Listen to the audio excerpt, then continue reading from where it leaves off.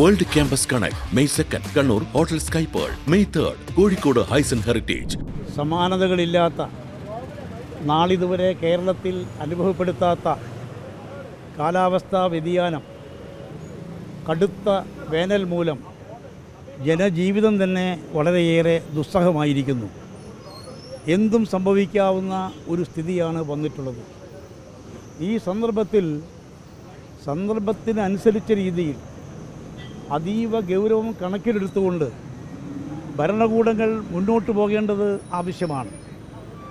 നിർഭാഗ്യവശാൽ ഒരു തെരഞ്ഞെടുപ്പ് കഴിഞ്ഞ പശ്ചാത്തലത്തിൽ തങ്ങൾക്കിനി ഒന്നും ചെയ്യാനില്ല എന്ന മട്ടിൽ നിഷ്ക്രിയ സമീപനമായി ഒരു ഭരണകൂടത്തിനും പോകാനാകില്ല.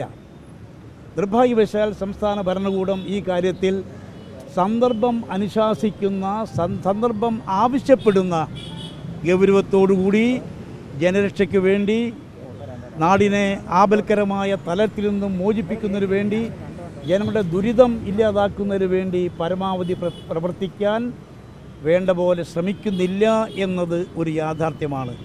എല്ലാം ചട്ടപ്പടി, എല്ലാം പതിവിൻപടി, ഞങ്ങൾക്ക് യുക്തമായത് ചെയ്യുമെന്ന മട്ടിൽ അടിയന്തര സ്വഭാവം കണക്കിലെടുത്തുകൊണ്ട് ജനങ്ങളുടെ ജീവിതം നല്ല രീതിയിൽ മുന്നോട്ട് കൊണ്ടുപോകാൻ, ജനങ്ങളുടെ ദുർഘടങ്ങൾ, ജനങ്ങൾ അനുഭവിക്കുന്ന ദുരിതങ്ങൾ ഒഴിവാക്കാൻ ഭരണകൂടം അതീവ ഗൗരവമായി ഇടപെടേണ്ടിയിരിക്കുന്നു. ഇന്നുള്ള നിഷ്ക്രിയ മനോഭാവം മാറ്റേണ്ടിയിരിക്കുന്നു എന്നാണ് ഈ അവസരത്തിൽ പറയാനുള്ളത്. ഇപ്പോൾ തന്നെ വൈദ്യുതി അപ്രഖ്യാപിതമായി കട്ടിലേക്ക് പോയിക്കൊണ്ടിരിക്കുന്നൊരവസ്ഥ. വൈദ്യുതി ഉണ്ടായിട്ട് പോലും മനുഷ്യർക്ക് ജീവിക്കാൻ നിവൃത്തിയില്ല. നേരെ ചൊവ്വേ സപ്ലൈ ഉണ്ടായിട്ട് പോലും ജീവിതം ദുസ്സഹമായിരിക്കുന്നു. അപ്പോൾ ഇനി പവർ കട്ട് വന്നാൽ, വൈദ്യുതി വേണ്ട പോലെ ഇല്ലാതെ വന്നാൽ എന്തായിരിക്കും അവസ്ഥ? അതുകൊണ്ട് എന്തും വില കൊടുത്ത് വൈദ്യുതി ലഭ്യമാക്കി പവർ കട്ട് ഒഴിവാക്കുക. അപ്രഖ്യാപിതമായ പവർ കട്ട് എന്നുള്ള ആ കുടില തന്ത്രങ്ങളുമായി ഒരിക്കലും സർക്കാർ മുന്നോട്ട് പോകരുത്.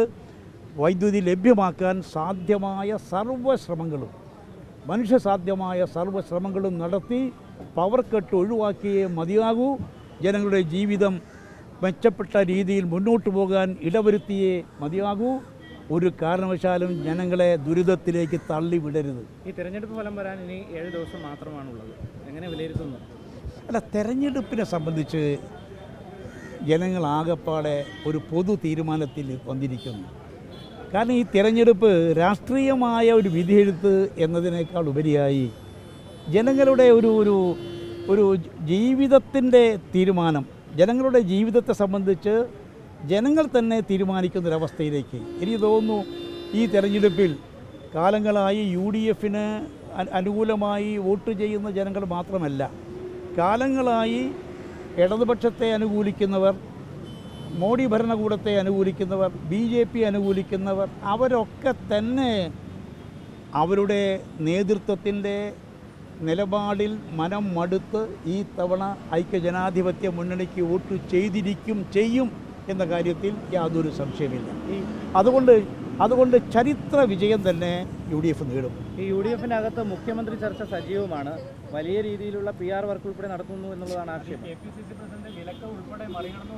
അതെ, അതിലൊന്നും യാതൊരു പ്രസക്തിയില്ല. കാരണം കാലങ്ങളായി, ഞാൻ നേരത്തെ ഒരിക്കൽ പറഞ്ഞിട്ടുണ്ട് ഇതേക്കുറിച്ച്, കാരണം കാലങ്ങളായി കോൺഗ്രസ്സിനൊരു രീതിയുണ്ട് ഈ കാര്യത്തിൽ. കോൺഗ്രസ്സിന് രീതി ആദ്യമായിട്ടല്ലല്ലോ ഗവൺമെൻറ് രൂപീകരിക്കുന്നത്. കേരളത്തിൽ എത്രയോ ഗവൺമെൻറ്റുകൾ രൂപീകരിച്ചിരിക്കുന്നു. ഇന്ത്യയിലൊട്ടാകെ എത്രയോ ഗവൺമെൻറ്റുകൾക്ക് രൂപം കൊടുത്തിരിക്കുന്നു. അപ്പോൾ കോൺഗ്രസ്സിന് പരമ്പരാഗതമായി സ്വീകരിച്ചു വരുന്നൊരു രീതിയുണ്ട്. ആ രീതി അനുസരിച്ച് സംസ്ഥാനത്തെ ബന്ധപ്പെട്ട തലങ്ങളിലുള്ള അഭിപ്രായ രൂപീകരണം, അതുപോലെ തന്നെ ഹൈക്കമാൻഡിൻ്റെ വിലയിരുത്തൽ എല്ലാം കൂടി കണക്കിലെടുത്തുകൊണ്ട് കോൺഗ്രസ് നേതൃത്വം, കോൺഗ്രസ് ഹൈക്കമാൻഡ് ഉചിതമായ ഒരു തീരുമാനമെടുക്കും. ആ കാര്യത്തിൽ ആർക്കും വറീഡാവേണ്ട ഒരു കാര്യമില്ല. മറ്റൊരു തരത്തിലുള്ള പ്രചരണങ്ങൾക്കോ പ്രവർത്തനങ്ങൾക്കോ ഒരു പ്രസക്തിയുമില്ല. ഈ തെരഞ്ഞെടുപ്പിൽ വിജയിച്ചു വന്ന MLA-മാർ തന്നെ മുഖ്യമന്ത്രി ആവണ്ടേ? അത് പുറത്തുനിന്ന് ഒരാൾ വരുന്നത് ശരിയാണോ? ഞാൻ അതേക്കുറിച്ച് സ്വാഭാവികമായി അങ്ങനെയാണല്ലോ സംഭവിക്കുന്നത്. അതുകൊണ്ട് കൂടുതൽ അതിലേക്ക് ചർച്ചയ്ക്ക് പോകുന്നില്ല. സ്വാഭാവികമായി ഏതൊക്കെ രീതിയിലാണോ കോൺഗ്രസ് നേതൃത്വം കഴിഞ്ഞ കാലങ്ങളിൽ ഈ കാര്യങ്ങൾ കൈകാര്യം ചെയ്യുന്നത്, ആ രീതിയിൽ തന്നെ മുന്നോട്ട് പോകും. അത് കോൺഗ്രസ്സിന് ഇതൊരു പുതുമയുള്ള കാര്യമല്ല. അതുകൊണ്ട് ഈ കാര്യത്തിൽ കോൺഗ്രസ് നേതൃത്വം പരിചയസമ്പന്നരാണ്. അനുഭവ സമ്പത്ത് അവർക്കുണ്ട്. അതിൻ്റെ അടിസ്ഥാനത്തിൽ അവർ കൃത്യമായ നിലപാട് സ്വീകരിച്ച് ഒരു തരത്തിലുള്ള ആശങ്കയുമില്ലാതെ വളരെ കൃത്യമായ നിഗമനത്തിലെത്തുകയും കേരളത്തിന് അതിൻ്റേതായ അർത്ഥത്തിൽ ജനവിധി മാനിച്ചുകൊണ്ട് ജനങ്ങളുടെ പ്രതീക്ഷയ്ക്കനുസരിച്ച് നല്ല രീതിയിലുള്ള ഒരു ഭരണ സംവിധാനം പ്രദാനം ചെയ്യും എന്ന പ്രതീക്ഷയാണ്, വിശ്വാസമാണ് സാർവത്രികമായി എല്ലാവർക്കും. അതായത് വിജയിച്ച MLA മാരിൽ നിന്ന് തന്നെ മുഖ്യമന്ത്രി